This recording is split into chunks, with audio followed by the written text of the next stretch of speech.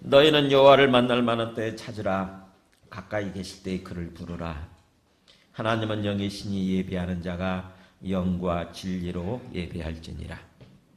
이 시간 또 주님께서 저희를 주님 앞으로 불러주셔서 우리 앞에 살아계시는 주님을 바라보며 주님을 찬양하고 주님께 겸비할 수 있도록 해주신 것 감사하고, 특별히 한 주간 동안 살면서 온전히 주님의 주님 되심 앞에 껴있지 못하고 환경과 상황에 또 사람에게 매몰되어서 내 생각, 내 감정과 기분, 나의 욕심, 나의 자아가 주인 되어 살았던 그런 시간들을 회개함으로 이 시간 주님의 보혈로 우리의 심령을 씻어주시고 회복시켜 주셔서 오직 주님께서 기뻐 받으시는 그런 제물이 될 수 있도록 함께 기도함으로 주님 앞에 나아가겠습니다. 저희를 또 주님 앞으로 불러주시니까 감사합니다. 우리 한 사람 안에서 한 사람도 그냥 행복하지 않고 주님께서 한 사람 한 사람 찾아가 만나주시며 직접 개인적으로 만나주시며 말씀해주시고, 그래서 우리 모든 상한 심령들을 치유해 주시고 온전히 주님의 은혜와 긍휼로 주님의 사랑으로 또 장래에 대한 소망과 주님의 생명과 주님의 시간 하나님 아버지 충만히 다시 심을 주지 주시고 우리의 가상한 심령들을 주지 주시고 주님의 성수 앞으로 주님 앞으로 주시옵소서.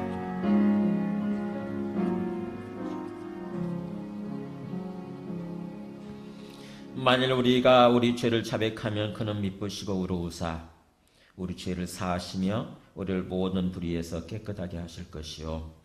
아멘. 주를 찬양하나이다.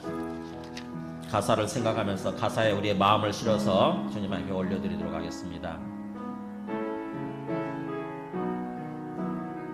아멘. 주를 찬양하나이다. 아멘. 주를 찬양하나이다. 아멘. 아멘.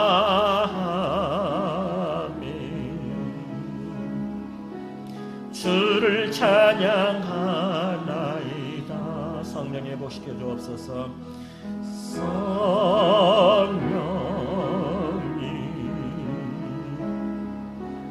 회복시켜 주옵소서. 아멘.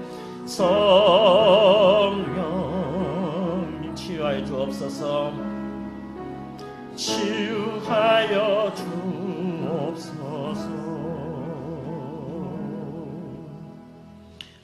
자, 우리 다 함께 일어나셔서 주님의 말씀 봉독하시겠습니다. 오늘 말씀은 골로새서 3장 1절에서 4절까지입니다. 신약 페이지 326쪽 골로새서 3장 1절에서 4절.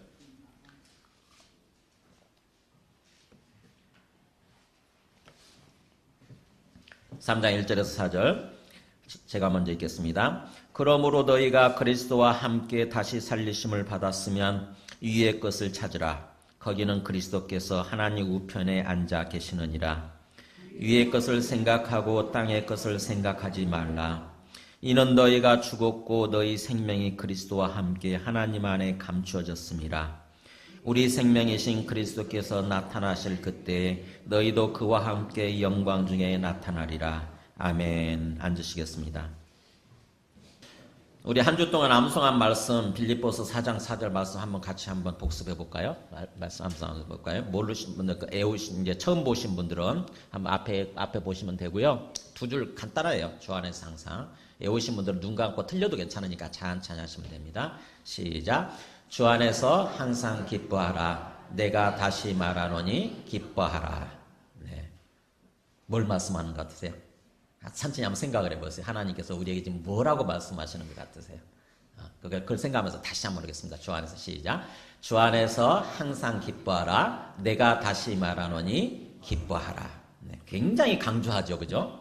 네, 항상이란 말을 붙이고 있고 그 다음에 내가 다시 말하노니 내가 분명히 또 말한다 그러면서 강조하잖아요. 그러면은 이게 기뻐하는 삶을 사는 거, 항상 기뻐하는 삶을 사는 게 굉장히 중요하다는 거죠. 그죠? 중요한. 아이고, 하나님 어떻게 기뻐하는 삶을 삽니까? 지금 현실이 너무 어려운데 어떻게 기뻐? 마음에 기쁨이 있어야 기쁘죠. 이렇게 생각을 할 수 있는데 기쁨의 문제는 감정과 기분의 문제가 아니고 믿음의 문제예요. 믿음의 문제. 이게 굉장히 중요한 부분입니다. 그러니까 내 감정과 기분에 따라서 살아가기로 하면은 우리 평생 별로 기뻐하지 않는 삶을 살아갈 수 있어요. 근데 뭔가 이렇게 명령하고 있다고 하는 것은 이게 우리가 뭔가 순종해야 될 이 말씀이구나. 이거 깨닫잖아요. 그잖아요. 그런 의미잖아요. 그렇다고 한다면은 우리가 다시 우리 생각을 고치는 것입니다. 이게 뭔가 내가 주님을 믿고 살면서도 내 안에 기쁨이 없고 항상 이렇게 뭔가 그 근심하고 걱정하고 막 염려에 찌든 모습 있잖아요. 그런 모습으로 사는 게 하나님이 원하시는 삶이 아니구나. 뭔가 하나님께서 우리에게 원하시는 삶은 항상 기쁨이 있는 모습, 기쁨이 넘치는 모습, 이런 모습으로 살기를 원하시는 거구나. 이렇게 생각을 우리의 삶의 목표를 주님 안에서 우리 믿음 생활의 목표죠. 우리 신앙 생활의 목표를 다시 잡는 거예요. 다시. 그리고 나서 내가 지금 그렇게 살지 못하고 있으면 어떻게 하면 그렇게 살 수 있을까? 이렇게 주님 앞에 나가서 기도하면서 우리 마음 묻는 것입니다. 주님께 주님 어떻게 하면 진짜 항상 기뻐하는 삶을 살 수 있을까요? 그러면 깨닫게 해주세요. 주님 앞에 진짜 그렇게 물으면 진지하게 주님 앞에 나가서 물으면 주님 어떻게 하면 내가 진짜 주님 앞에서 항상 기뻐하는 삶을 살 수 있을까요? 이렇게 물어보면 주님께서 뭔가 깨닫게 해주시고 말씀을 생각나게 해주시고 또 우리 마음을 고쳐주실 거예요. 기쁨을 회복시켜 주실 거라고요. 그래서 이 말씀을 찬찬히 생각해 보시기 바랍니다. 굉장히 중요합니다. 굉장히. 우리가 참 예수님 얼굴 한번 좀 그림을 한번 보여줘 보실래요? 혹시 이 그림 아세요? 되게 교회마다 이런 그림 있죠? 여기 보면 대광교회 보면 대광교회 벽에 이렇게 크게 붙어 있더라고. 우리 친교실에도 있어요. 우리 친교실에도 이 그림이 있는데 보이세요 이거? 뭔지 보이세요? 안 보이시는 분들 계시죠? 저도 처음엔 안 보였어요. 예수님 얼굴입니다. 이거 예수님 얼굴. 무슨 신비한 눈이 떠야 보여지는 건 아니고 그런 건 아니고 그냥 어떻게 잘 보이면은 보여요. 처음에는 이게 뭐냐면은 이게 여기가 눈이에요. 예수님의 눈이고 이게 이쪽에 눈 그다음에 코고 이게 얼굴이고 이게 뭔가 좀 음영이죠. 이게 참 이쪽은 햇빛이 안 비치는 거 이쪽에서는 햇빛이 이쪽에서 비치는 것 같아요. 그러다 보니까 이쪽만 이렇게 밝게 보이고 여기는 어둡게 보이고 이게 예수님의 수염 부분일 거고 이렇게 턱 부분 이렇게 해서 이렇게 이게 예수님 이 부분이 예수님 얼굴이에요. 이 부분이. 아직도 안 보이시는 분이 계실 텐데 우리 홍길자 목사님 보이세요? 계속 안 보이신다고 그랬는데 이게 2차 대전 말기쯤에 어떤 기자가 어떤 사진사가 이 중국 있잖아요. 중국 오지 이 총길을 가다가 그때가 이제 눈이 막 녹을 때쯤이었대요. 눈이 녹으면은 막 이렇게 흙이 드러나잖아요. 새카만 흙이 드러나잖아요. 눈이 막 녹을 때쯤에 이 2차 대전 말기니까 얼마나 삶이 많이 힘들어요. 그죠? 마음도 힘들고 삶도 굉장히 힘들고 그럴 때 주님의 얼굴 한 번만 보여주시면 좋겠습니다. 그러면 제가 제대로 믿겠습니다. 이렇게 기도를 했대요. 주님 한 번만 얼굴 보여주세요. 그랬더니 마음속에 어떤 음성이 들냐면 사진을 찍어라 그러더래요. 그래가지고 그냥 이렇게 그냥 눈이 막 있고 듬성듬성 흙무더기가 이렇게 드러나고 그냥 찍으라고 그러니까 찍었을 뿐이에요. 그래서 집에 와서 찍어와 집에 와서 이렇게 인화를 해보니까 예수님 얼굴이 보이는 거예요. 그래가지고는 이 사람이 깜짝 놀랐답니다. 주님이 진짜 계시는구나. 진짜 주님이 항상 어디에나 계시는구나. 항상 내 앞에 이렇게 계시는구나. 그래가지고는 그 내용과 이 사진이 알려지면서 많은 사람들이 예수님을 믿게 됐어요. 많은 사람들이. 아직도 안 보이시는 분들은 한번 숙제, 이번 주 동안 숙제 꼭 한번 예수님 얼굴이 보여지게 해주세요. 한번 기도해 보세요. 이게 우리 삶이 어떤 상황에 있든지 우리 환경이 어떠하든지 간에 주님이 멀리 계시는 게 아니고 항상 우리 앞에 계시다고 하는 것입니다. 항상 우리 앞에. 그래서 오늘 말씀이 아까 주 안에서 항상 기뻐하라 그랬는데 어떻게 하면 항상 기뻐하는 삶을 살 수 있느냐. 현실이 굉장히 어려운데 뭐예요?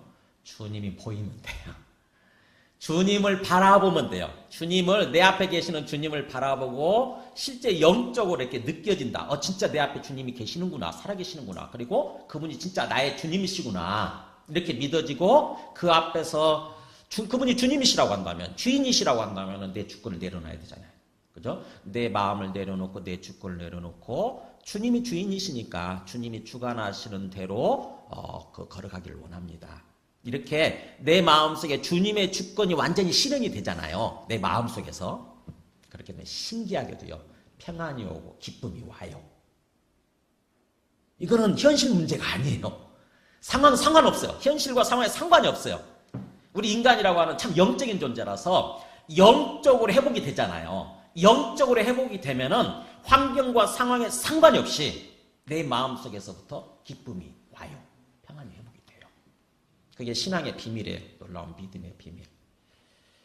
그래서 오늘 말씀도 보세요. 오늘 말씀도 보면은 1절에서 그랬잖아요. 그러므로 너희가 그리스도와 함께 다시 살리심을 받았으면 위의 것을 찾으라. 거기는 그리스도께서 하나님 우편에 앉아 계시느니라 위의 것을 생각하고 땅의 것을 생각하지 마라.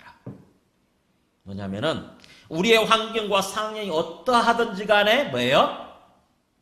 위를 바라보라는 거예요. 위를 바라보라.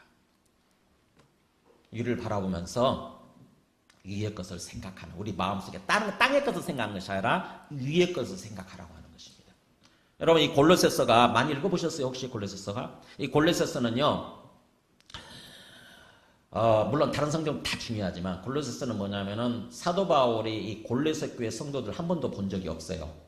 마치 로마 교회처럼. 로마서도 그렇죠. 로마서도 이 사도 바울이 로마 교회 사람들 한 번도 본 적이 없거든요. 근데 한 번도 본 적이 없기 때문에 자기가 직접 복음을 전하지 않은 거죠. 그러다 보니까 그들에게 복음이 무엇인지, 예수님을 믿고 산다고 하는 진정한 신앙생활이 어떤 것인지에 대해서 얘기를 해주게 될 것 아닙니까? 그잖아요. 내가 한 번도 본 적이 없다. 근데 그 사람들이 예수 믿는다고 소문을 들었어요. 그러면 내가 그 사람한테 이렇게 뭔가 편지를 보낸다. 아니면 내가 만나서 뭔가 얘기를 해준다 그러면 어떻게 하겠어요? 복음부터 점검할 거 아닙니까? 그죠? 이 사람들이 정말 제대로 잘 알고 잘 믿고 있나? 그래서 그걸 자세하게 쓴 것은 로마서고요. 그 다음에 이 골로새서는 그걸 조그맣게 간략해서 줄여서 쓴 것입니다. 그래서 이 골로새서는 예수님을 믿는다고 하는 것이 무엇인지에 있어서 핵심적으로 불과 4장밖에 안 돼요. 4장밖에 안 되니까 읽으면 30분이면 읽죠. 30분이면. 그래서 이번 주에 한번 반복해서 한 7번 정도 읽으시면 아마 물미가 튈 거예요. 그야말로 확 열리게 될 거예요. 한번 읽어보세요. 7번. 그래서 우리가 읽지 않았지만 제가 잠깐 골로새서를 이렇게 한번 좀 이렇게 여러분이 읽으시는데 도움이 되도록 하기 위해서 잠깐 한 2가지만 설명을 해드릴게요. 1장 15절 보세요. 1장 15절에 보면은 우리가 믿고 있는 예수님이 어떤 분이신가부터 얘기를 해요. 예수님. 다른 성경에는 이게 잘 안 나오는데 골로새서는 특별히 사도 바울이 한 번도 본 적이 없기 때문에 예수님에 대해서 그렇게 얘기를 해요. 15절에 뭐라고 되어 있나 보세요. 그는 보이지 아니하는 하나님의 형상이시요 모든 피조물보다 먼저 나신 이시니. 예수님이 누구냐? 우리가 믿고 있는 예수님 누구냐? 하나님은 보이지 아니하는 분으로 계시는데 안 보이는 거죠. 그죠? 이 땅에서 하나님 한 번도 누구도 본 적이 없어요. 안 보이시는 분이신데 뭐예요? 보이시는 모습으로 하나님의 형상으로, 형상 이미지죠. 이미지. 보이는 모습으로서 나타나셨다라고 하는 것입니다.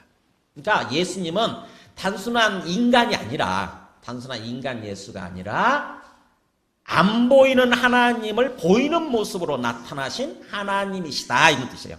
그러면서 모든 피조물보다 먼저 나신 분이시다. 우리는 모든 피조물이죠. 하나님께서 지으셨어요. 흙을 가지고 하나하나 이렇게 지으셨는데 그분은 뭐냐면은 그런 모든 우리의 어떤 피조물보다 그분은 먼저 태어나신 분이시다. 먼저 태어나신 분. 그러니까 예수님은 하나님이 지으신 존재가 아니고 손으로 지은 존재가 아니고 그냥 하나님에게서 나오신 분이세요. 태어나신 분이세요. 그 차이가 있어요. 우리는 피조물로서 지음받은 존재이고 예수님은 태어나신 분이시고. 우리 자식 어떻게 태어난지 아시죠? 자식 어떻게 낳잖아요. 내 몸에서 그렇게 그냥 뭔가 탁 튀어나오듯이 나오지 않습니까? 그죠? 툭 튀어나오듯이 태어나게 되잖아요. 그죠? 그렇듯이 예수님은 뭐예요? 하나님의 본체가 있는데 하나님의 본체에서 툭 튀어나오시듯이 이렇게 태어나신 분이세요.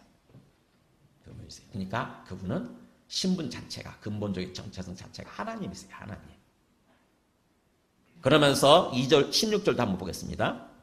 만물이 그에게서 창조되되 이렇게 나오죠. 만물이 그에게서 창조되되 그 다음에 끝에 16절 끝에 보면은 만물이 다 그로 말미암고 그를 위하여 창조되었고 이게 굉장히 놀라운 얘기를 하죠. 만물이 그에게서 그 말은 그 안에서 그런 뜻이에요. 예수님 안에서. 이 세상에 있는 모든 것이 이 세상에 보이는 거 있죠. 이렇게 이 세상에 있는 모든 우리 사람들이나 뭐 이런 어떤 식물이나 그 다음에 우리 어떤 뭐 동물이나 곤충이나 이런 게 있잖아요. 이 세상에 보이는 모든 것은 예수님 안에서 창조되었다고 하는 것입니다. 그리고 또 뒤에서 그로 말미암고는 예수님의 손을 거쳐서 그런 뜻이에요.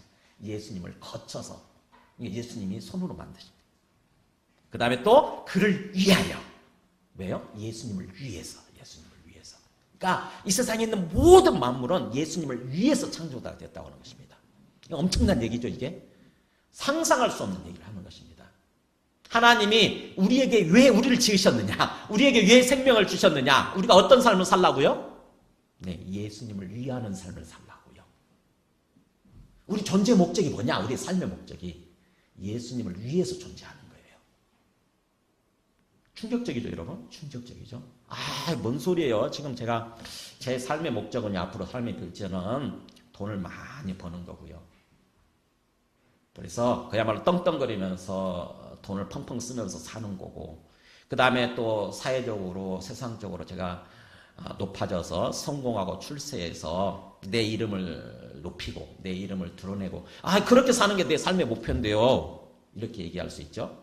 물론, 그럴 수 있습니다. 그거는 작은 목표예요. 작은 목표. 작은 우리 인생의 목표고 근본적인 우리의 존재 이유, 존재 목적은 뭐냐? 하나님이 자기를 위해서 지으셨대요. 예수님께서 자기를 위해서.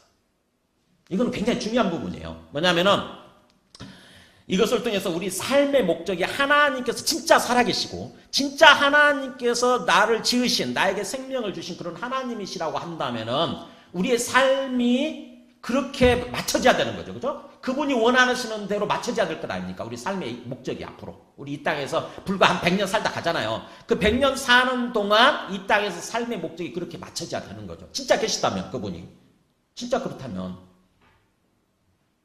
그렇게 될 때, 그렇게 맞춰질 때, 그러면은 우리 삶의 기쁨이 됩니다. 우리 삶의 회복이 되는 거예요. 여러분, 그런 거 있잖아요. 기차가 이렇게 굴러가요. 근데 궤도를 벗어나게 되면 어떻게 되죠? 기차 궤도를 벗어나게 되면 기차가 힘들죠? 안 굴러가지잖아요. 그죠? 안 굴러가잖아요. 우리 인생이요. 우리 인생의 이 기차가 하나님이 정하신 궤도가 있어요. 하나님이 정하신 궤도가 있어. 그 궤도를 따라서 우리 인생이 굴러가야 우리 삶이 순탄하고 평안하고 기쁨이 있다고 하는 것입니다.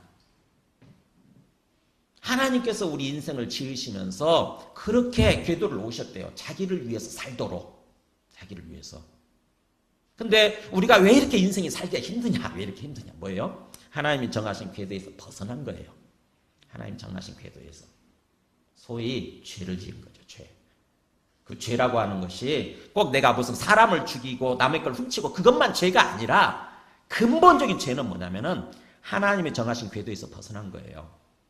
즉 다시 말하면 하나님을 하나님으로 모시고 하나님을 위해서 살아가는 삶이 되어져야 되는데 어느 순간부터 하나님을 부정해버리고 하나님을 부인하고 마치 내가 내 인생의 주인인 것처럼 나를 위해서 살아가는 삶이 되어버린 거예요.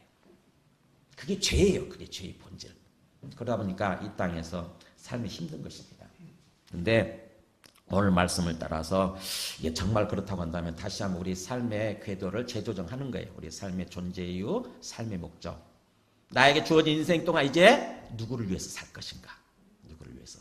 하나님이 살아계시고 하나님 그렇게 정하셨다고 한다면 누가 바뀌어야 돼요? 우리가 바뀌어야 돼요. 우리가 조정을 해야죠. 우리가 무엇을 하든지 우리 직장이 직장 문제를 얘기하는 게 아니에요. 이 말을 하니까는 혹시 신학을 다 해가지고 다 목회자들하는 얘기 아닌가? 다 사역자들 천만에 봤어요. 그 얘기가 아니고 우리가 무슨 직장 생활을 하든 어떤 삶을 살아가든지 간에 근본적으로 내 존재 이유는 주님께 맞추는 것입니다.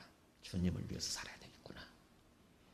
우리 마음속에 그게 딱 확정이 되어지게 되면은 이게 영적 질서가 쫙 재편이 돼요.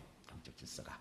우리가 무슨 일을 하든지 간에 주님을 향해 딱 초점이 맞춰지게 되면은 쫙 질서가 재편이 돼요. 그러면서 우리 마음에 평안이 오고 기쁨이 와요. 마치 궤도에 벗어났던 기차를 궤도에다 다시 올려놓은 것처럼 그런 모습이 됩니다. 지금 그 얘기는 그게 바로 그러니까는 이런 식으로 뭐예요? 골로새서에서 예수님이 어떤 분이신가, 우리가 믿는 예수님이 어떤 분이신가를 얘기를 하는 거예요. 얼마나 놀랍습니까? 그러면서 그 2장 2절 한번 볼까요? 2장 2절. 이는 그들 1절부터 읽겠습니다. 1절 2절 제가 읽겠습니다. 내가 너희와 라오디게아에 있는 자들과 무릇 내 육신의 얼굴을 보지 못한 자들을 위하여 얼마나 힘쓰는지를 너희가 알기를 원하노니. 거기 나오잖아요. 내 육신의 얼굴을 보지 못한 자들. 그러니까 골로새 교회는 사도 바울이 한 번도 본 적이 없어요. 그 사람들을 위해서 지금 뭐예요? 얼마나 이 사람들이 제대로 깨닫고 제대로 알고 제대로 믿을 수 있도록 하기 위해서 지금 굉장히 노력하고 있다고 하는 것입니다. 굉장히 애쓰고 있다고 하는 거죠. 얼마나 힘쓰는지 너희가 알았으면 좋겠다. 그러면서 그렇게 힘쓰는 궁극적인 목표는 뭐냐면 2절이죠. 이는 그들로 마음의 위안을 받고 마음에 큰 어떤 위로 힘을 얻는 거죠. 마음에. 그러니까 사도 바울이 복음을 얘기해 줌을 통해서 마음에 힘이 생기죠. 그래서 마음에 힘을 얻고 위로를 받고 그 다음에 사랑 안에서 서로 연합하여. 이게 복음이죠, 사실은. 그러니까는 정말로 우리가 복음을 안다고 한다면은 우리 안에 사랑이 있고 그 사랑 안에서 서로 연합하는 것, 똘똘 뭉치는 것. 이게 중요한 거예요. 내가 예수님 믿는다고 하면서도 계속 모래알갱이처럼 개인주의적이고 이기적으로 삶을 살아가는 그런 모습이다 그러면 내가 아직 제대로 안 믿는 것입니다. 제대로 모르는 거예요. 그래서 사랑 안에서 연합해서 그 다음에 뭐냐면은 확실한 이해의 모든 풍성함과 말이 어렵죠? 확실한 이해의 모든 풍성함. 보통 우리가 쓰지 않는 표현이죠. 무슨 말이냐면은 확실하게 이해함으로써 복음을 확실하게 이해함으로써 풍성해지는 거예요. 우리 삶이 모두 그야말로 완전히 풍성해지는 거. 그런 말을 그렇게 어렵게 써놨네요. 확실한 이해의 모든 풍성함과 그 다음에 궁극적으로 하나님의 비밀인 그리스도를 깨닫게 하려 함이니. 이거죠. 그리스도가 뭐라고요? 하나님의 비밀이라고 하는 것입니다. 제가 믿어보니까 그런 것 같아요. 그리스도에 대해서 사도 바울도 그렇게 고백했지만 그리스도에 대해서 이 알아가는 것은 정말 끝이 없구나. 뭔가 내 눈에 마치 영적인 비늘이 벗겨지는 것처럼 양파 껍데기가 벗겨지는 것처럼 그리스도에 대해서 조금씩 계속 새롭게 이렇게 알아가는 거고요. 그러면서 진짜 주님이 우리에게 주시는 평안이 있고 기쁨이 있고 장래에 대한 소망이 있게 되는 것 같아요. 그래서 정말 그리스도는 하나님의 비밀이에요. 왜냐하면 그분이 하나님이시니까. 우리가 말도 안 되는 소리잖아요. 우리가 똑같은 인간의 모습이었는데 어떻게 그분이 하나님이시겠어요? 이게 말이 안 되는 소리잖아요. 하나님 보여주시면 믿겠습니다라고 사람들이 그렇게 말하지 않습니까? 근데 보여지는 모습으로 나타나신 거예요. 예수님이 그분이래. 예수님이 하나님이시래. 예수님이. 그러니까는 이게 그야말로 생각하면 생각할수록 엄청난 거죠.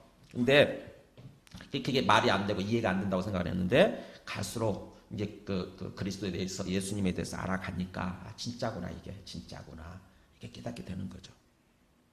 그래서 3절에 그 안에는 지혜와 지식의 모든 보화가 감추어져 있느니라. 예수님을 알아가면 알아갈수록 예수님 안에는 그리스도이신 예수님 안에는 지혜와 지식의 모든 보배들이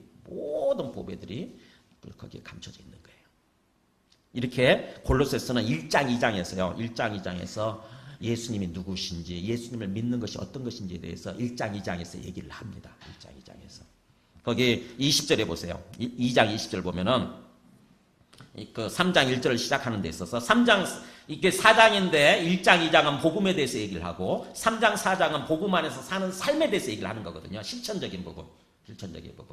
중간중간 딱 쪼개가지고 2장까지는 복음이 뭔지 예수님을 믿는 복음이 뭔지 그 다음에 3장 4장은 그렇다고 한다면 우리가 어떻게 살아야 되는지 어떻게 실천하고 살아야 되는지 이렇게 되어 있는 거예요. 그래서 그 복음이 뭔지를 결론 지으면서 2장 20절에 이렇게 나오죠. 너희가 세상의 초등학문에서 그리스도와 함께 죽었거든 어찌하여 세상에 사는 것과 같이 규례에 순종하느냐? 그러면서 또 끝에 그 22절 끝에 사람의 명령 가르침을 왜 따르느냐? 이렇게 돼 있죠.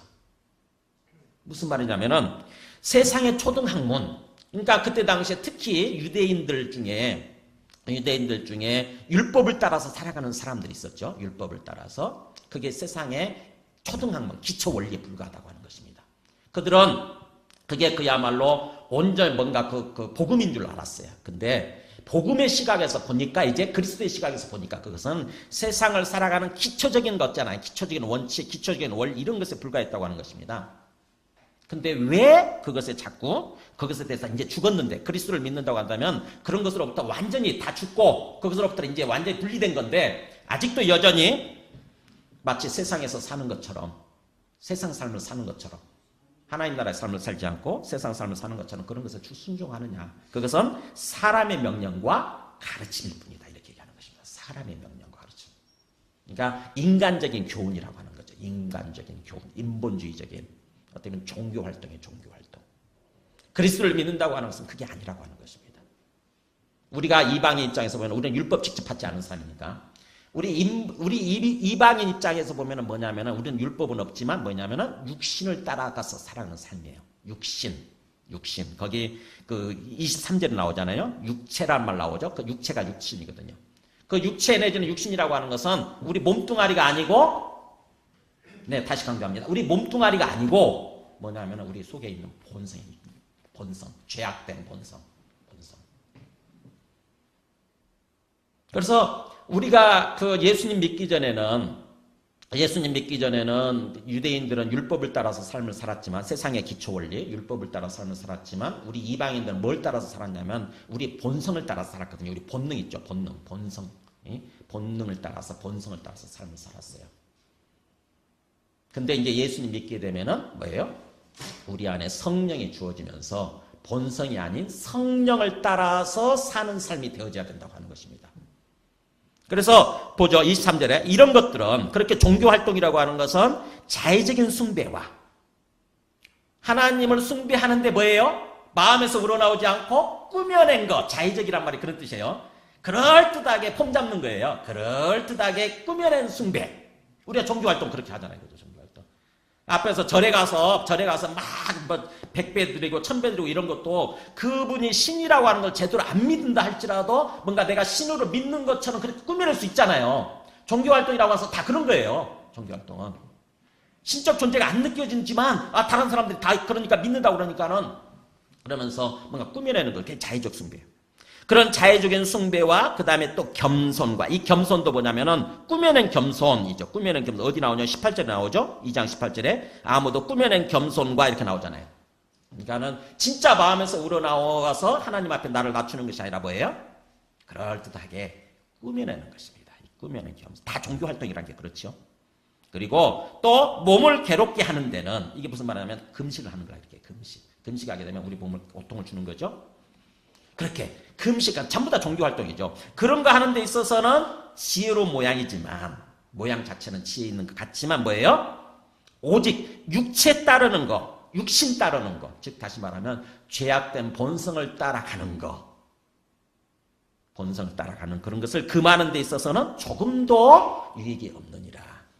굉장히 중요한 말을 하는 겁니다. 복음이라고 하는 것은 육체 따르는 것이 아니라, 육신을 따라가는 것이 아니라 뭐예요? 성령을 따라 행해야 되는데, 그래서 육체 따르는 것을 금하고 성령을 따라가야 되는데, 그렇게 하는 데서 조금도 보탬이 되지 않는다고 하는 것입니다. 뭐가요? 종교활동이. 그러니까 종교활동을 그치고, 종교활동하는 것을 그치고 이제는 진정으로 복음을 알고 진정으로 그리스도를 믿고 그리스도께서 주신 성령을 따라서 삶을 살아라고 지금 얘기를 하는 것입니다. 굉장히 중요한 부분이에요. 중요한 부분.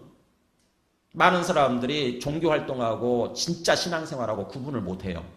많은 사람들이. 특히 우리 그 23절에 나와 있는 육체라고 하는 단어, 육신이라고 하는 단어, 로마서에서는 육신이라고 표현되어 있고, 이 골로새서나 갈라디아서나 이런 데서는 육체라고 표현되어 있는데, 이 중요한 단어거든요. 제가 여러분들 그냥 자꾸 저기 할까봐 전문 용어 안 쓰려고 그러는데, 전문 용어 제가 안 쓰죠. 근데 그래도 이 단어는 워낙 중요하기 때문에 한번 얘기해 볼게요. 사르크스라고 하는 아주 중요한 단어예요. 사르크스. 우리 몸뚱아리가 아니고, 사도 바울은 우리 본성을 가리킬 때 이 육체라는 말, 육신이라는 말을 써요. 몸뚱아리를 가리킬 때는 그대로 몸이라는 단어로 번역되어 있어요. 우리가 무심코 읽어서 그렇지, 로마서를 읽거나 보면 우리 몸뚱아리는 몸으로 그렇게 번역되어 있어요. 실제로. 근데 우리는 몸과 육체를 구분 안 하고 있죠. 그러다 보니까는 복음이 정확히 이해되지 않고, 그래서 우리가 신앙생활을 잘못하는 것입니다. 그래서 이 육체라고 하는 단어는 우리 몸뚱아리가 아니고 우리의 죄악된 본성. 그래서 영어로는 아예 번역을 그렇게 얘기해요. The sinful nature 이렇게 번역을 합니다. 영어로 번역할 때는. nature 본성인데 sinful. sin이 죄죠, 죄. 죄로 가득 찬. 그래서 sinful. 그 다음에 nature 본성. 이렇게 영어는 그렇게 아예 번역을 그렇게 해버려요. 그러니까 우리말에도 없고 영어에도 없으니까 그렇게 번역을 한 거죠. 원래 그 히브리어 헬라에 있는 그 원문을 번역을 하는 데 있어서. 어쨌든 우리 본성이에요. 즉 다시 말하면 진짜 신앙생활, 진짜 믿음 생활이라고 하는 것은 뭐예요? 우리 본성을 따라가는 삶이 아니라 그리스도를 정확하게 믿고 그리스도께서 우리에게 성령을 보내주셨으니까 그 성령을 따라서 사는 것, 이게 진정한 복음이고 진정한 신앙생활을 하는 것입니다. 이게 여기까지가 바로 이렇게 2장까지가 복음이 뭔지를 얘기한 거예요. 복음이 뭔지. 그러고 나서 이제 실천적인 차원에서 오늘 본문이 나오는 것입니다. 그러므로 앞에 있는 내용을 받는 거죠. 복음이 그러니까 그런 뜻이죠. 복음이 그러니까 너희가 그리스도와 함께 다시 살리심을 받았으면, 복음에 따른 내용이죠. 우리가 예수님을 믿는다고 하는 것은 뭐예요? 예수님과 함께 죽고 우리가 예수님과 함께 새로운 생명체로 살림을 받는 거예요. 살리심을 받는 거예요. 그래서 그리스도와 함께 다시 살리심을 받았으면, 그렇다고 한다면 이제 위의 것을 찾으라. 거기는 그리스도께서 하나님 우편에 계시느니라. 앉아 계시느니라. 자, 이게 무슨 말이냐면은 한번 복음이 뭔지를 한번 잠깐 다시 한번 복습을 한번 해볼까요? 복음이 뭐냐? 우리가 예수님 믿는다고 하는 어떤 그 세례 받는다고 하는 뭐냐? 로마서 6장을 한번 보여줘보세요. 로마서 6장에 우리 다 아직 세례 안 받은 사람들 나중에 꼭 세례 받으셔야 돼요. 세례 받으시는데 그 세례 받는다고 하는 것이 나오죠. 보세요. 예수님의 이름으로 우리가 죄를 회개하고 예수의 이름으로 이렇게 세례 받는다고 하는 것은 어떤 의미냐? 영적으로 이렇게 나오죠. 무릇 그리스도 예수와 합하여 그리스도이신 예수님과 합해서 세례를 받은 우리는, 즉 그리스도 이름으로 세례받죠. 그런 우리는 그의 죽으심과 합해서 세례를 받았다고 하는 사실을, 세례를 받은 줄을 알지 못하느냐. 그러니까 우리가 예수님의 이름으로 세례를 받는다고 하는 것은 뭐냐? 예수님께서 십자가에서 죽으시고 다시 부활하셨는데 그것과 똑같이 우리가 한 몸이 된다고 하는 것입니다. 예수님과 한 덩어리가 된다는 거예요. 한 덩어리가. 그래서 그때 당시 예수님 죽으실 때 우리가 그때 당시 없었죠. 거기 없었지만 그러나 영적으로 하나가 돼 있다고 하는 거예요. 그래서 예수님께서 죽으실 때 우리도 죽고 예수님이 3일 만에 부활하실 때 우리도 새로운 존재로 다시 살아난다고 하는 거. 그런 존재라고 하는 것입니다. 그 얘기를 하는 거예요. 그러므로 우리가 그의 죽으심과 합하여 세례를 받음으로 그와 함께 장사되었나니. 그러니까 예수님과 함께 확실하게 죽고 장사까지 확실하게 지냈다고 하는 것입니다. 즉 다시 말하면 과거의 옛사람, 근데 우리 죄악된 본성, 아까 육신을 따라서 살아가던 나는 이제는 완전히 죽고 장사까지 지냈다는 거예요. 그러면서 그 이유는 뭐냐면, 그 목적은 이는 아버지의 영광으로 말미암아 그리스도를 죽은 자 가운데서 살리심과 같이 하나님께서 그리스도를 죽은 자 가운데 다시 살리시죠. 3일 만에. 그런 것처럼, 그러니까 다시 새로운 생명을 주신 거죠. 그런 것처럼 우리로 또한 새 생명 가운데서 행하게 하려 함이라. 그래서 예수님을 믿고 우리가 이제 어떤 삶을 살아가기를 원하시는 거냐면은 과거와는 다른 생명이에요. 육신의 생명이 아니라 이제 새로운 생명이에요. 완전히 새로운 생명. 그게 복음이고 그게 신앙생활이라고 하는 것입니다. 그러니까 물론 얼굴도 똑같고 이름도 똑같아요. 그러다 보니까 우리가 이제 착각을 하는 거죠. 예수님 믿어도 별로 뭔가 달라진 것이 없는 것처럼 그렇게 생각을 하기 쉬운데, 하나님이 우리를 보실 때는, 그리스도이신 예수님 안에서 우리를 보실 때는 과거의 사람으로 보는 것이 아니라 새로운 존재로 보신다고 하는 것입니다. 새로운 존재. 우리 안에 새 생명을 주셨대요. 우리 안에 새 생명. 그렇기 때문에 우리 안에 그런 정체성이 필요한 거예요. 고린도후서 5장 17절도 보여줘 보세요. 고린도후서 자, 같이 읽습니다. 시작. 그런즉 누구든지 그리스도 안에 있으면 새로운 피조물이라. 이전 것은 지나갔으니 보라 새 것이 되었도다. 여러분, 왕자 거지가 있어요. 왕자 거지가 있어. 거지였던 이 다리 밑에서 새카만 옷을 입고 깨져져야 그런 모습으로 살아가던 거지가 왕자로 바뀌어요.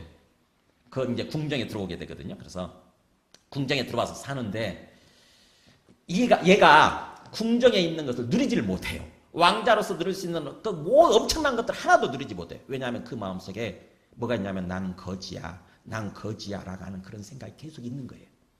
그러니까 마음속에 자기 자신에 대한 그 어떤 정체성 의식이 안 바뀌니까 겉에 아무리 주어졌어도 엄청난 것들이 주어졌어도 그걸 누리지를 못하는 거예요.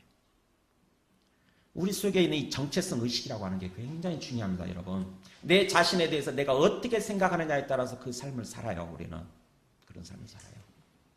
자, 주님께서 우리를 어떤 존재로 보시냐? 누구든지 그리스도 안에 있으면, 그리스도 안에, 즉 그리스도를 믿고 그 안에서 삶을 살아가는 거죠. 그리스도 안에 있으면 어떤 존재라고요? 다 새로 지음받은 존재다. 다 새로 지음받은 존재. 그래서 이전 것은 지나갔으니 과거의 내 옛사람 모습이죠. 그것은 다 지나갔으니 이제는 보라, 감탄한 거죠. 보라, 다 완전히 새 것이 되었도다. 지금 하나님께서 그렇게 말씀하십니다. 하나님께서 이렇게 말씀하셔도 뭔 소리예요? 난 나예요. 그냥 난 과거의 나예요. 이렇게 생각하면 어쩔 수 없어요.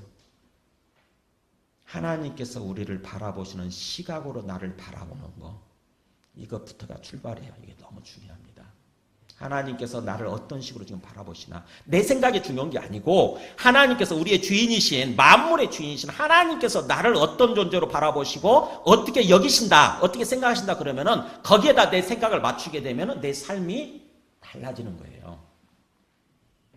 그래서 지금 그 얘기를 하는 거예요. 너희가 그리스도와 함께 다시 살리심을 받았으면, 이거는 바로 뭐냐면은 너희는 새로 살림을 받은 새로운 존재라고 하는 어떤 정체성 의식을 분명하게 하라, 그런 뜻이에요. 복음 안에서 정말 너희는 새로운 존재다. 정말 하나님께서 그리스도 안에서 너희를 새로운 존재로 보신다. 과거의 옛사람이 아니라 완전히 새로운 존재로 보신다. 그런 어떤 정체성을 분명히 하고, 그 다음에 뭐냐면은 위의 것을 찾으라. 우리 지금 위죠, 이렇게 바로 위의 것을 찾아. 거기는 어디냐면은 그리스도께서 하나님 우편에 앉아 계시느니라.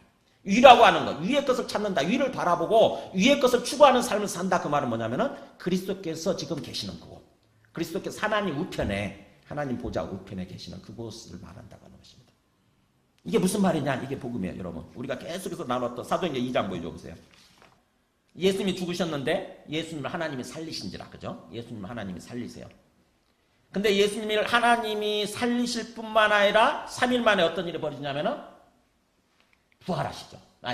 부활하시고, 그 다음에 부활하실 뿐만 아니라 어떤 일이 벌어지냐면은 40일 후에, 부활하신 지 40일 후에 제자들이 보는 앞에서 하늘로 이렇게 올라가시죠. 그게 바로 하나님이 오른손으로 예수를 높이시네, 이렇게 되는 거죠. 그러니까 예수님이, 부활하신 예수님이 하늘로 올라가셔서 어디로 가냐? 하나님 우편에, 하나님 오른편에 이렇게 앉으시게 되는 거죠. 그러고 나서 이제 다윗이 그 부분을 놓고 얘기를 이렇게 얘기하는 거예요. 시편 110편 4절에 나오는 말씀이에요. 다윗은 하늘에 올라가지 못했지만 환상 가운데서 이렇게 본 거죠. 환상 가운데서 뭐라고 얘기하냐면, 주께서 내 주에게 말씀하시기를 내가 너의 원수로 너의 발등상이 되게 하기까지 너는 내 우편에 앉아 있으라 하셨도다. 그러니까는 다윗이 이렇게 환상 가운데서 보니까 주님이 두 분이 계시는 거예요. 주님이 두 분이 누굴까요? 여기 앞에 좀 누구겠어요? 하나님 아버지. 하나님 아버지도 주님이시라는 거고, 그 다음에 여기 내 주는 누구예요? 부활하셔서 하늘로 오르신 예수님. 그리스도이신 예수님. 그러니까 하나님 아버지께서 부활하신 예수님을 향해서 뭐라고 그러냐면은, 너는 내가 너의 원수는 뭐예요? 사탄이죠. 이 땅을 지금 통치하고 이끌어가고 있는 사탄. 그 사탄으로 하여금 너의 발등상이 되게 하기까지는, 그러니까는 네 발밑에 꿀릴 때까지, 네 발 아래 꿀릴 때까지 뭐예요? 너는 내 우편에 앉아 있으라. 즉 내 오른편에서 계속해서 뭔가 하나님 아버지와 더불어서 통치하시는, 만물을 통치하시고 이끌어가시는 그런 어떤 삶을 살아라고 이렇게 말씀하신다고 하는 거죠. 그런 모습으로 있으라. 즉 다시 말하면 예수님은 뭐예요? 부활하신 예수님은 하나님 우편에 계시면서 주님이 되어 계신 거예요. 주님이. 그러니까 바로 지금 오늘 말씀에서 위의 것을 찾으라, 그 말은 뭐예요? 지금 하나님 아버지가 계시고 그 오른편에 계시는 부활하신 예수님을 바라보고 그 삶을 추구하는 거예요. 그 삶을. 우리의 환경이 어떠든지, 우리의 상황이 어떠든지 그 주님을 바라보는 것입니다. 자칫하게 되면요, 우리의 환경과 상황이 굉장히 어렵습니다. 우리 삶 사는 게 굉장히 힘들죠, 그죠? 그렇지 않아도 삶이 힘든데 요즘처럼 사회적으로 정치적으로 막 여러 가지 어떤 격변 현상이 있을 때는요, 뉴스가 쏟아지잖아요. 뉴스가 쏟아지니까 넉넉히 텔레비전 보고 있고, 그 다음에 그래서 또 뭐죠? 우리 스마트폰을 통해서 또 뉴스 보고, 그러다 보면 어느 순간에 이제 내 감정이입이 개입이 되면서 하나가 되죠? 하나가 되고, 그래가지고는 내 생각과는 다른 상황이 펼쳐진다거나, 뭔가 내 생각과는 다른 사람들의 어떤 그런 모습이 나타나고 말이 들린다고 그러면 어떻게 되죠? 내 마음이 싫어져요. 굉장히 힘들어집니다. 힘들어져요. 그래가지고는 뭔가 내 삶이, 내 상황이 어떤 내 뜻대로 안 되지게 된 거죠. 그것 때문에 고민하고, 걱정하고, 염려하고, 두려워하고. 또 내 생각과는 다른 사람을 만나게 되면 어떠죠? 싫으니까 미워하고, 그 사람에 대해서 분노하고, 그 다음에 판단하고, 정죄하고. 이런 삶을 사는 거예요. 그게 1시간이고 2시간이고 계속되고 하루고 이틀이고 계속된다. 그럼 어떻게 되죠? 나중에는? 네. 내 마음 진짜 힘듭니다. 굉장히 힘들어요. 바로 지옥이에요. 지옥이에요. 그게 바로 육신을 따라가 사는 삶이에요. 그게 육신을 따라 사는 삶. 그 순간에 내 안에 하나님이 없어요. 하나님이 사라져버렸다니까요. 하나님이 사라지고 온통 그것만 다 보이는 거예요. 온통. 그 상황, 그 문제, 그 사람. 내 마음속에 가득해가지고 내 감정이 기분이 나쁘니까 뭐예요? 그것 때문에 걱정하고 염려하고 두려워하고, 그 다음에 미워하고 판단하고 정죄하고. 그게 죄악된 삶인지조차 모르는 채, 그게 육신을 따라서 사는 죄악된 삶이조차 모르는 채. 그것 때문에 그래서 우리가 멸망으로 좀 달려가고 있다고 하는 거. 마치 궤도를 벗어나서 궤도를 벗어나서 억지로 우리 인생을 어떤 사는 것처럼 그렇게 살고 힘겹게 살고 있다는 사실조차 모르는 채 거기다 내방치해 두고 내 마음, 나를 내방치해 두고 그렇게 살고 있는 모습. 그럴 때 뭐예요? 주님을 바라보라는 것입니다. 고개를 들어서 그 위를 바라보라는 거예요. 우리가 어떤 상황에 매몰되면요, 어느 순간 우리 거의 자동적으로 고개를 뚝 떨구고, 그죠? 고개를 뚝 떨구고 그걸 고민하고 있지 않습니까? 이거 어떡하지? 이거 어떡하지? 그렇잖아요. 고개가 숙여지게 되죠? 고개가 숙여지게 되고, 그 다음에 고민에 빠져요. 걱정에 빠지고, 그러면서 뭐예요? 나 자신하고 대화를 시작합니다. 내 안에 있는 또 다른 나하고 계속 대화를, 이거 어떡하지? 뭐예요? 그게 바로 육신을 따라 삶을 살라는 거예요. 육신을 따라 사는 삶. 뭐라고요? 주님을 바라보라고. 위를 바라보라고요. 위를. 그때.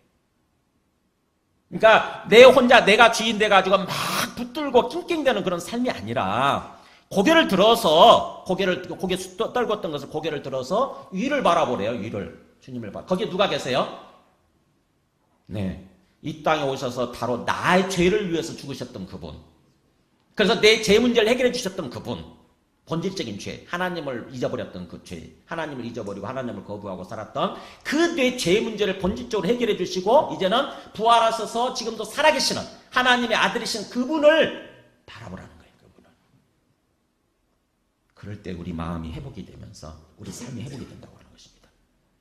이렇게 주님을 바라봤던 그 삶의 모습이 성경에는 많이 나와요. 이사야 한번 볼까요? 이사야 6장에 보면은 굉장히 어려운 상황 속에서 위를 바라봤던 사람들이 누구냐? 자, 보세요. 오늘 두 사람만 보겠습니다. 이사야라는 사람인데, 이사야가 굉장히 긴 성경이죠? 엄청나게 66장까지 있으니까. 근데 그 이사야 선지자가 하나님을 바라봄으로 말미암아 하나님으로부터 뭔가 이렇게 사명을 받는 선지자로서 세워지는 그 상황이 장면이 이사야 6장이에요. 자, 보세요. 우시야 왕이 죽던 해에 내가 본즉 주께서 높이 들린 보좌에 앉으셨는데 하면서 높이 들린 보좌에 앉아 계시는 주님의 모습이 이렇게 쭉 나와요. 자, 보세요. 우시야 왕이 죽던 해에 내가 하늘을 본즉. 우시야 왕이 누구냐? 이스라엘 나라적으로 봤을 때 굉장히 부국강병을 이루던 때예요. 부국강병. 굉장히 뭔가 잘 나가던 때예요, 나라가. 근데 그러다 보니까 우시야 왕이 교만해지기 시작합니다. 교만해지기 시작해가지고 어느 순간에 제사장의 어떤 그 권리를 뺏어가지고 자기가 제사를 지내버리게 돼요. 왕인데. 그것 때문에 하나님으로부터 탄핵이 돼요. 하나님으로부터 그 문둥병에 걸리게 되고, 그 다음에 이제 그 어떤 독방에 갇히게 돼요. 남은 세월을 그렇게 보냅니다. 남은 세월을. 왕인데. 그러니까 어느 순간에 잘 나가다 보니까 교만해져 버린 거예요. 교만해져가지고 그것 때문에 하나님으로부터 그야말로 탄핵되고 파면되는 거죠. 그래가지고는 결국 문둥병에 걸리고 남은 시간을 그 어떤 별도 궁전에서 보내는 거죠. 그러건 왕이 준 거예요. 그 왕이. 생각해보세요. 하나님을 아는, 하나님 안에서 인생이 뭔지를 알고 세상이 뭔지를 아는 이사야가 볼 때 어떤 생각이 들었겠어요? 한때 잘 나가던 왕도 순간적으로 교만해졌다가 결국 그야말로 그렇게 완전히 엉터리 같은 삶을 살고 결국은 죽잖아요. 어떤 생각이 들었겠어요? 참 인생이 왜 이럴까? 인생 아무것도 아닌데, 그죠? 이 세상 아무것도 아니잖아요. 주님 안에서 보면은. 근데 왜 그랬을까? 이런 생각이 들 거 아닙니까? 왜 그랬을까? 왜 그랬을까? 아무것도 아닌데. 왜 그렇게 인간이라고 하는 존재가 어리석지? 조금 잘 나간다 싶으면, 조금 돈 좀 있고, 조금 권력 좀 얻고, 그러면 사회적으로 좀 높아진다 싶으면 교만해지죠, 우리가? 여지없이 그렇잖아요. 여지없이. 어리석어요, 우리 인간이. 정말 근시안적이고, 눈앞에만 보고, 정말 근시안적입니다. 정말 어리석어요. 그런 인간이 이제 죽은 것을 보고 얼마나 참 마음이 어려웠겠어요. 그때 하늘을 바라보니까 그때 하나님이 보여주시는 거예요. 그때. 주께서 높이 들린 보좌에 앉아 계시는 모습. 그러면서 이제 주님께서 이사야에게 네가 앞으로 어떻게 해라 이렇게 말씀을 하시는 장면이 나오죠. 그 다음에 또 한 명 볼까요? 스데반이에요. 스데반. 사도행전 7장에 스데반도 돌에 맞아 죽죠. 예수님 전하다가 돌에 맞아 죽을 때 절체절명의 그런 순간이죠. 돌에 맞아 죽어가는 그런 상황이니까 그때에 보세요. 스데반이 성령 충만하여 하늘을 우러러 주목하여 하늘을 이렇게 올려서 보는 것입니다. 우러러 이렇게 보니까 뚫어지게 보니까 주목이란 말이 그거죠. 뚫어지게 이렇게 보는 거예요. 그 순간에 어떤 일이 벌어지냐? 하나님의 영광스러운 모습이 보이고 하나님 아버지겠죠. 하나님 아버지의 영광스러움이 보이고 그 다음에 이 땅에 오셨다 가신 예수님이 하나님 우편에 서신 것이 보이는 거예요. 놀라운 일이 보이는 거죠. 평소 때는 똑같아요. 우리가 똑같이 평소 때는 그냥 구름이 보였을 거고 파란 하늘이 보였을 거 아닙니까? 근데 어느 순간에 하나님이 보여주신 거예요. 그래서 이렇게 외치죠. 보라 하늘이 열리고 인자가 하나님 우편에 서신 것을 보노라. 하늘이 열렸대요. 하늘이. 그러니까는 하늘이 열렸다고 하는 그거예요. 지금은 이게 보이는 세상 속에서 살아가잖아요. 그죠? 보이는 세상 속에서 그래서 이 보이는 것이 마치 이게 전부인 것처럼 이렇게 살고 있는데 사실은 보이지 않는 세상이 존재한다고 하는 것입니다. 그게 영적 세상이고 영적 세계고 하늘이죠. 평소에는 안 보여요. 보이면 이상한 거지. 정신 나간 거 미친 거지. 평소에는 안 보이지만 뭐예요? 하나님이 어느 순간에 하늘문을 딱 열어주시는 순간 보이지 않는 세상이 보이는 거예요. 보이지 않는 세상이. 거기에 뭐 누가 계시냐? 하나님께서 계시고 그 하나님께서 그 인자가 그 하나님 우편에 서 계신 것이 보인다는 거죠. 아까 그랬잖아요. 예수님이 부활하셔서 하늘로 올라가셔서 하나님 우편에 계신다고 그랬잖아요. 그 장면이 보이는 것입니다. 바로 이거예요. 우리가 어려울 때 우리는 비록 직접 보지는 못한다 할지라도 우리가 고개를 들어서 영적인 눈을 들어서 영적으로 우리 앞에 계시는 주님을 바라보는 것입니다. 그게 신앙생활이에요. 그게 믿음생활. 이 땅에서 사는 동안은 절대 하나님 직접 보이지 않아요. 직접 보이지 않습니다. 다만 영적으로 교제하고 영적으로 서로 커뮤니케이션이죠. 영적으로 교통하면서 사는 거예요. 그러나 주님이 다시 오실 때는 그때 이제 그게 통일이 되죠. 합쳐져요. 보이지 않는 세상과 이 보이는 세상이 딱 이제 그 가로막고 있었던 가림막이 다 사라지고 하나님이 계시는 세상과 우리가 살아가는 이 세상이 합쳐지게 됩니다. 그게 요한계시록에 나오죠. 그게 구원의 완성이에요. 그러기까지는 예수님께서 오셔서 그렇게 합치시기까지는 그리스도 안에서 통일되게 하려 하심이라 이런 말 나오잖아요. 그러니까 그렇게 하나로 합쳐지기까지는 뭐예요? 그때까지는 영적으로 우리가 살아갈 수밖에 없어요. 영적으로 하나님의 존재를 느끼면서 하나님과 영적으로 교제하고 교통하는 삶을 살아갈 수밖에 없어요. 근데 그러기 위해서는 믿음을 가지고 고개를 들어서 주님을 바라봐야 된다고 하는 것입니다. 오늘 말씀에 분명하잖아요. 주님께서 이제 어떤 분이시고 어디가 계시는지. 그래서 우리 상황이 어떠하든지 우리의 환경이 어떠하든지 그렇게 보는 거예요. 3절 4절 보면은 우리 생명이 지금 그런 우리 존재에 대해서 다시 한번 얘기하죠. 3절에 이는 너희가 죽었고 과거의 옛사람은 죽었고 그런 뜻이죠. 너희 생명이 이제 새로운 생명이죠. 새로운 생명이 그리스도와 함께 하나님 안에 감추어졌다라고 나오죠. 내가 지금 새로운 생명 받았나? 이런 생각이 들 텐데, 뭐예요? 지금 하나님 안에서 감추어져 있어요. 언제 그게 드러나느냐? 4절에 나오죠? 우리 생명이신 그리스도께서 나타나실 그때, 다시 재림하시는 때죠. 그리스도 다시 오실 때에 너희도 그와 함께 영광 중에 상상할 수 없는 영광스러운 모습으로 다시 나타날 거라고 하는 것입니다. 왜냐하면은 썩지 않을 몸으로, 죽지 않을 몸으로 우리가 변화될 거고, 부활해가지고 영원히 살아게 될 거니까 빛의 옷으로 바뀌는 거예요. 빛의 몸으로. 빛의 몸으로. 이 땅에서 희게할 수 없는 그 어떤 세탁업자도 희게할 수 없을 만큼 그렇게 희어진 모습으로 흰 옷을 입고 바뀌잖아요. 그런 모습으로 영광 중에 완전 빛 가운데서 이렇게 드러나게 된다고 하는 거죠. 그래서 이 땅에서 우리가 정말 다시 한번 예수님을 믿고 산다고 하는 게 어떤 것인지, 특별히 우리 지금 어떤 현재 우리 현실, 굉장히 어려운 현실 속에서 어떻게 사는 것인지 한번 생각해 보시기 바랍니다. 전체하면은 우리 현실 속에 완전히 매몰돼 가지고요. 완전히 매몰돼 가지고 그야말로 근심, 걱정, 염려 이런 것에 막 찌들어 있고, 그다음에 또 다른 사람에 대해서 그야말로 미움과 어떤 분노와 판단하고 증오하는 이런 마음으로 찌들어 가지고 그야말로 육신 가운데서 삶을 살아갈 수 있어요. 예수님 믿는다고 그러면서도 종교 활동하고 있는 거를 내가 예수 믿고 있다 이렇게 스스로 착각 속에서 살아갈 수 있다고 하는 것입니다. 오늘 말씀을 통해서 정확히 깨달으시고, 그래서 항상 우리 환경이 어떠하든지 우리 상황이 어떠하든지 정말 우리 앞에 계시는 부활하셔서 살아계시는 그 주님을 바라보시기 바랍니다. 위를 바라보는 거예요. 위를 바라보면 그곳에 주님께서 살아계시고 나의 주님으로서 계신다고 하는 거예요. 그러면 뭐예요? 그분이 나의 주님이시라고 한다면 더 이상 내가 주인 되려고 하면 안 되죠. 그죠? 더 이상 내가 주인 되려고 하면 안 되지. 내려놓는 것입니다. 내려놓는 거예요. 우리 건강 문제가 어떠하든지, 우리 건강 문제 걸리면 막 걱정하잖아요. 걱정하고 염려하고 두려워하고. 그 다음에 또 뭐예요? 우리 경제 문제, 우리 어떤 경제적인 문제, 돈 문제가 걸리면 또 그렇죠? 경제적인 문제. 막 그것 때문에 막 걱정한다거나 또는 움켜쥔다거나 이런 거죠.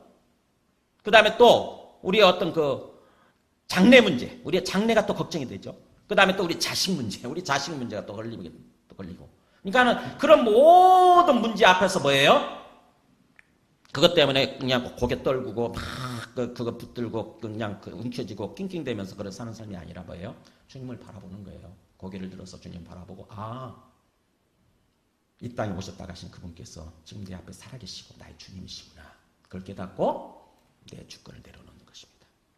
주님이 주님이시라면 말로만 주님 할 거 아니라 뭐예요? 주님이 진짜로 나의 주인이십니다. 주님이 진짜로 나의 주님 되어주시옵소서. 내 모든 것, 이 땅에서 사는 동안 내 모든 것에 주님이 되어주시옵소서. 주님이 이렇게 고백하고 내려놓는 거예요. 그래서 내 마음속에서부터 주님의 주권이 실현되면 뭐가 되냐면은 평안이 와요. 평안이 오고 기쁨이 오고 신기해요. 그게 신기해. 이거는 영적 비밀이에요. 환경과 상황은 아직 그대로예요. 하나도 안 바뀌었는데 신기하게도 내 마음속에서 주님의 주권이 확실하게 실현되잖아요. 나를 내려놓아가지고 나를 비워드리고 그러면 신기하게도 기쁨이 오고 평안이 온다니까요. 그래서 예수님이 오셔서 그랬잖아요. 수고하고 무거운 짐진 자들아, 그 다음에 어떻게 해요? 다 내게로 오라. 내가 너희를 그 다음에 쉬게 하리라. 주님이 우리에게 주시는 초청장이에요. 인생 살아가기 힘들지? 그런 뜻이죠. 수고하고 무거운 짐진 자들아, 얼마나 힘드냐. 얼마나 네가 네 인생 주인 돼가지고 그렇게 하나님을 거부하는 바람에 네 인생 네가 주인 돼가지고 수고하고 고생이잖아요. 고생은 실컷하고 그 다음에 무거운 짐을 지는 것처럼 그렇게 낑낑대면서 얼마나 힘드냐 인생이. 다 내게로 오라. 내게로 와서 나를 주님으로 믿고 내 앞에 다 내려놓으라는 거죠. 그러면 내가 너희에게 쉬게 하리라. 쉼, 안식을 주겠다고 하는 것입니다. 마음의 평안이죠. 마음의 쉼, 안식. 우리가 예수님 믿는다고 하는 이거예요. 이거. 그래서 마지막 말씀 로마서 10장 9절 이 말씀으로 정리하겠습니다. 로마서 10장 9절 같이 읽습니다. 시작. 내가 만일 내 입으로 예수를 주로 시인하며 또 하나님께서 그를 죽은 자 가운데서 살리신 것을 내 마음에 믿으면 구원을 받으리라. 네. 천천히 생각을 해보세요. 우리가 구원을 지금 받은 존재인데 또 구원을 받을 거라고 이렇게 미래 시제로 얘기하죠. 뭐예요? 아직 구원이 우리 완성이 안 됐으니까. 지금 구원이 시작이 됐을 뿐이지 구원의 완성은 내가 부활하는 거거든요. 내가 썩지 않을 몸으로 변화되어지고 영원한 천국, 하나님이 계신 곳으로 들어가서 하나님과 함께 영원히 사는 거예요. 그러니까 예수님이 재림하실 때 그때 이루어지는 거거든요. 근데 그렇게 온전한 구원을 받을 수 있으려면 이 두 가지 얘기예요. 이게 필요 충분 조건이에요. 구원을 위한, 온전한 구원을 위한 필요 충분 조건. 뭐예요? 첫째는 우리 마음에 뭘 믿습니까? 하나님께서 그를 죽은 자 가운데서 살리신 것. 즉 예수님이 부활하신 것. 예수님이 부활하신 것을 마음에 믿고, 부활이 중요해요. 부활 아니었으면 기독교가 출발이 없잖아요. 그죠? 부활이 없으면 기독교는 출발 자체가 없어요. 예수님 부활하시는 바람에 뭐야 이거 이렇게 된 거죠. 예수님이 도대체 어떤 분이야? 아니 다 죽었는데 공자도 죽고 끝났고 부처님도 죽고 끝났고 마음에도 죽고 끝났고 이 세상에 있는 모든 존재는 다 죽고 끝났는데 예수라고 하는 존재는 부활하셨단 말이죠. 3일 만에 부활하시더니 40일 후에 제자들 보는 앞에 산으로 올라가세요. 그래서 하나님 우편에 계신대요. 이게 말이 되는 소리예요? 그잖아요. 상상할 수 없는 일이거든요. 그래서 부활을 통해서 예수님을 바로 어떤 분이신가를 믿는 거거든요. 그러니까 그게 중요해요. 부활이. 그래서 예수님의 부활을 마음에 믿고 그 다음에 뭐예요? 입으로는 바로 그 예수님, 부활하신 예수님을 향해서 뭐라고 신하라고요? 주님이시라고. 그러니까 우리 환경과 상황에서 주님을 바라보는 것입니다. 주님 바라보고 주님이 살아계시고 나의 주님이시군요. 진짜 나의 주님이시군요. 근데 내가 왜 주인 되어서 살았죠? 내가 왜 움켜쥐고 되지도 않으면서 내가 낑낑대면서 내가 왜 그렇게 살았죠? 그걸 깨닫고 주님의 주권을 인정하라고 하는 것입니다. 나를 내려놓는 거예요. 내 모든 거에 대해서. 내 마음속에서. 그럴 때에 우리 마음속에서 쉼이 주어지고 평안이 주어지고 기쁨이 주어지는 거예요. 그러면서 완전한 구원을 향해서 걸어가게 된다고 하는 거죠. 그러면서 이러죠. 사람이 마음으로 믿어 의에 이르고 입으로 시인하여 구원에 이르느니라. 이게 한 번 내서 되는 게 아니고 매일 해야 된다고 하는 것입니다. 매일. 그것도 하루에도 여러 번씩 힘들 때마다 그렇게 해야 돼요. 힘들 때마다 주님을 바라보는 것입니다. 위를 바라보고 그러면 딱 깨달아요. 순식간에 맞다. 주님이 내 앞에 계시지. 하루에도 여러 번씩. 그게 완전히 습관화가 돼야 돼요. 완전히 몸에 배야 돼요. 완전히. 왜냐하면 우리는 그런 삶이 아니었거든요. 우리가 익숙해 있는 삶은 항상 내가 주인 되어서 그래서 힘들면은 고개 떨구고 그냥 그거 붙들고 있고 낑낑대면서 근심과 걱정과 염려 아니 거기 찌들어가지고 또 사람에 대한 어떤 미움과 어떤 그 판단 어떤 정죄하는 이런 마음이 찌들어가지고 살아가는 게 익숙해 있거든요. 완전히 익숙해 있죠. 그 육신적인 삶에 익숙해 있는데 바꾸는 것입니다. 삶의 습관을 완전히 바꾸는 거예요. 마음에서부터 바꾸는 거예요. 그것이 진정한 신앙생활이라고 하는 것입니다. 여러분 지금 고민하고 있는 문제가 무엇입니까? 여러분을 마음을 걱정하게 만드는 두려워하게 만드는 문제가 뭐예요? 여러분의 마음을 움켜쥐고 있게 만드는 것들이 뭐예요? 그거 다 주님 앞에 나아가서 다 내려놓으세요. 내려놓고 주님이 주님 되어 주시옵소서. 주님이 주님 되심을 믿습니다. 이런 고백을 하시기 바랍니다. 함께 우리 찬송하고 기도하겠습니다. 찬송가 407장 구주와 함께 나 죽었으니 구주와 함께 나 살았도다 그러죠. 구주가 그리스도예요. 그리스도. 그러니까 그리스도를 우리말로 번역할 때 구주 이렇게 번역하는데 그리스도와 함께 나 죽었으니 또 그리스도와 함께 나 살았도다. 새로운 생명을 지금 받았도다 그런 뜻이죠. 그래서 영광의 그날이 이르도록 내가 부활해 되고 내가 완전한 어떤 그 부활체로서 변화될 때까지 영원한 천국에 들어갈 때까지 언제나 주만 바라봅니다. 언제나 고개를 들어서 주만 바라보니 찬송가 이 가사 하나하나 보면은 정말 복음을 정확하게 이렇게 얘기를 합니다. 자, 찬송하고 잠깐 기도하겠습니다.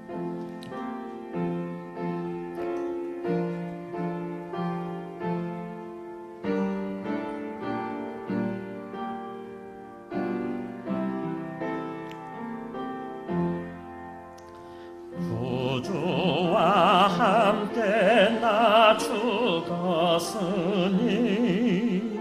구주와 함께 나 살았도다. 영광의 그날에 이르도록 언제나 주만 바라봅니다. 언제나 주는 날 사랑하사 언제나 새 생명 주시나니 영광의 그날에 이르도록 언제나 주만 바라봅니다. 2절도 하시겠습니다. 마음속에 시험을 받을 때와 무거운 근심이 있을 때에 주께서 그때도 같이 하사 언제나 나를 도와주시네. 언제나 주는 날 사랑하사 언제나 새 생명 주시나니 영광의 그날에 이르도록 언제나 주만 바라봅니다. 네, 오늘 말씀을 생각하면서 기도하겠습니다. 우리가 주님을 믿는다고 그러면서도 복음을 잘 몰라서 그리고 예수님에 대해서 그리스도에 대해서 잘 몰라서 여전히 내가 주인 되어서 육신적인 삶, 종교 활동을 하고 있었던 것은 아닌지 오늘 말씀을 통해서 우리 자신을 돌아보면서 회개하고 진정으로 나를 내려놓고 나의 주인됨을 내려놓고 온전히 주님이 주님 되시는 것을 고백하면서 걸어가기를 원합니다. 그래서 주님께서 우리 안에 주시는 기쁨이 있고 평안이 있고 쉼이 있는 또 장래에 대한 소망이 있는 그런 삶을 살아가길 원합니다. 우리 한 사람 한 사람 우리의 상한 심령들을 치료해 주시고 회복시켜 주시고 온전히 주님과 관계가 회복되어서 주님과 함께 동행하는 그런 삶이 되게 하여 주시옵소서. 함께 기도하시겠습니다. 하나님 아버지 감사합니다. 주님께서 저희를 참으로 쉼이 있는 삶, 안식이 있는 삶, 기쁨이 있고 평강이 있는 삶으로 저희를 인도하시기 위해서 이 땅에 오셔서 우리 죄를 위해서 죽으시고 부활하셨어요. 지금도 하늘에 하나님 우편에 살아계시는 그런 주님이시오니 우리 모든 사람들이 하나님의 고개를 들고 주님을 바라볼 수 있도록 그래서 우리 마음속에서부터 오늘 주님의 살아계심과 주님 대신 회복되어져서 진짜로 우리 안에 기쁨이 있고 평안이 있는 그런 삶을 살아갈 수 있도록 우리 모든 사람들 친절 주님과 함께 기쁘게 하나님 앞에 항상 기뻐하는 그런 삶을 살아갈 수 있도록 주님 역사해 주시옵소서. 하나님 아버지 우리 다시 한번 2절부터 하시면서 본안을 시작하겠습니다. 마음속에 시험을 받을 때와 무거운 근심이 있을 때에 주께서 그때도 같이 하사 언제나 나를 도와주시니 언제나 주는 날 사랑하사 언제나 새 생명 주시나니 영광의 그날이 이르도록 언제나 주만 바라봅니다.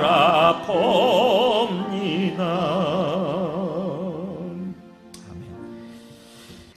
지금 이 땅에 오셔서 우리 죄를 위해서 죽으시고 또 죽으실 뿐만 아니라 부활하셔서 하늘에 오르셔서 지금도 하나님 우편에 주님으로 계시는 예수 그리스도의 은혜와 하나님 아버지의 크신 사랑과 성령님의 내주 감화 감동 충만하시는 주님, 우리의 환경이 어떠하든지 우리의 상황이 어떠하든지 우리를 괴롭히는 문제가 무엇이든지 또 우리를 힘들게 하는 사람이 어떠하든지 그거 바라보고 그거 내가 붙잡고 낑낑대면서 힘들게 걸어가는 그런 삶이 아니라 우리 앞에 계시는 주님을 바라보고 주님 앞에서 내 모든 마음을 다 내려놓고 주님의 주권을 인정함으로 주님께 주시는 쉼과 평안과 기쁨으로 충만한 삶을 살아가기로 다짐하는 모든 신령과 그 가정과 그 하시는 일들 위해 지금부터 영원토록 함께 하시기를 간절히 축원하옵나이다.